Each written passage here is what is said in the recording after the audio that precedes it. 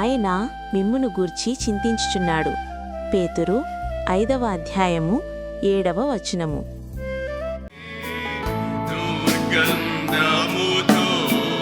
నిండిన నన్ను దయతో నీవు పిలచితివి.